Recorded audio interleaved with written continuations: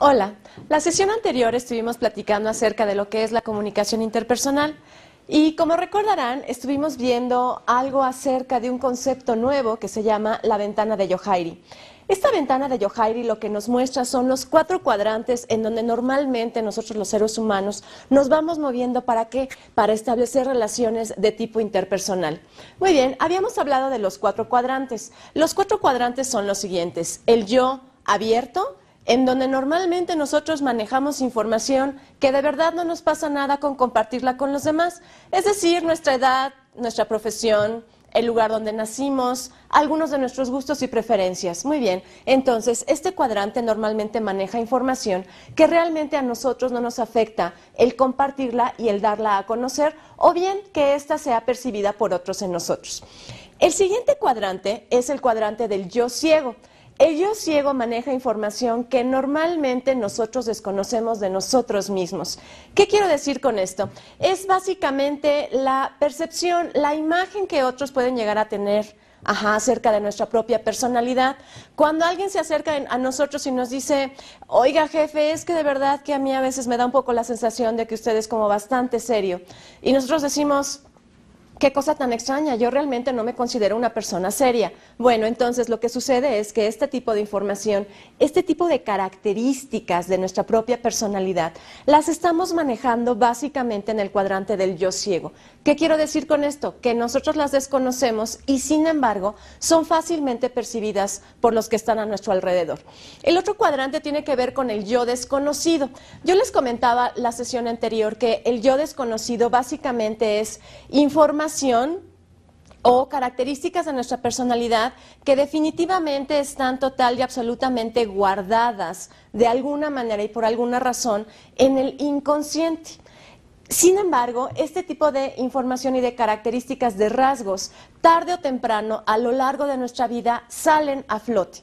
Y yo les daba el ejemplo, la clase pasada, de esta señora que durante 30 años, 35, 40, se dedicó a ser ama de casa, que realmente su vida entera estaba enfocada hacia cuidar a los hijos, atender al marido, llevar una casa, etcétera, etcétera. Y de repente, a los 40 años, 45, le llega la oportunidad de ingresar, se me ocurre, a una de estas empresas que se dedican a la venta directa. Y mágicamente ella empieza a descubrir rasgos en ella que difícilmente los hubiera considerado como parte de su personalidad. Resulta ser que esta mujer es total y absolutamente organizada, con una gran capacidad de liderazgo, con manejo perfecto de otra persona, ventas, vamos. Finalmente esta mujer se convierte en la dueña de su propio negocio y va rescatando de sí misma este tipo de características. Estas pertenecen al yo desconocido, ni nosotros mismos las conocemos, por lo tanto es mucho más difícil que las proyectemos y que otros lo puedan realmente recuperar en nosotros. Lo, digamos, favorable de una organización, de un trabajo, de un ambiente laboral, sería que supieran y pudieran ser capaces de rescatar en nosotros este tipo de características y de rasgos. Muy bien, el último cuadrante del que hablábamos la sesión pasada es exactamente el denominado el yo oculto. El yo oculto es aquella parte de nosotros, la información, los rasgos, las características que definitivamente no nos atrevemos a mostrar. ¿Por qué? Porque por alguna razón nos vamos sintiendo amenazados, porque por alguna razón vamos cuidando algo que no sabemos a ciencia cierta de qué se trata, ni por qué lo estamos cuidando, y bueno, nada más sabemos que esta información no puede pasar. No hay manera de que salga y vamos siendo sumamente cuidadosos con ellos. Podríamos decir que el yo oculto es como esta parte, esta información de nosotros que va guardando como lo más íntimo, sobre todo los sentimientos. Los autores que han desarrollado este esquema, la ventana de Yohairi, establecen que normalmente los sentimientos es mucho más fácil que nosotros los expresemos, los demostremos, los comuniquemos evidentemente cuando se refieren al pasado. A mí me pasó, yo me enamoré, yo sentí, a mí me lastimó en pasado. Cuando estamos hablando del presente, eso nos amenaza y nos amenaza profundamente. Por eso es que este tipo de información está en el cuadrante del yo oculto. Muy bien, entonces, nosotros ya tenemos perfectamente identificados cuáles son esos 4 cuadrantes. Lo que vamos a hacer durante la sesión en esta ocasión que nos estamos viendo, es básicamente analizar 4 diagramas en donde vamos a ver con una mucho mayor ilustración cómo es que estos 4 cuadrantes se pueden ir modificando y cambiando, y de esta manera también determinar la comunicación interpersonal que nosotros podemos llegar a establecer con aquellos que nos rodean. Nuestros objetivos específicos estarán enfocados hacia este punto. Por un lado, vamos a reconocer, a identificar esos 4 cuadrantes. Por el otro lado, como bien lo pueden ver ustedes en su lámina, vamos a establecer cuáles son las características principales de este tipo de comunicación interpersonal y además vamos a establecer riesgos y modos de aplicación. Esos son básicamente nuestros objetivos específicos para esta sesión. ¿Les parece bien si empezamos? Muy bien. Como dice en su lámina, la que tienen ahorita en pantalla, estos cuadrantes sobre los cuales vamos a estar hablando, evidentemente es importante que nosotros los conozcamos. ¿Por qué? Porque nos van a proporcionar información, son herramientas que nos van a ayudar a entender 2 lugares de la comunicación interpersonal. Por un lado, el cómo es que yo me voy relacionando en este nivel, y por el otro, cómo es que los que me rodean y los que están a lo mejor trabajando conmigo o los que están conviviendo conmigo se van también comportando. ¿Desde dónde? Desde una personalidad o bien desde un lugar que nosotros vamos eligiendo.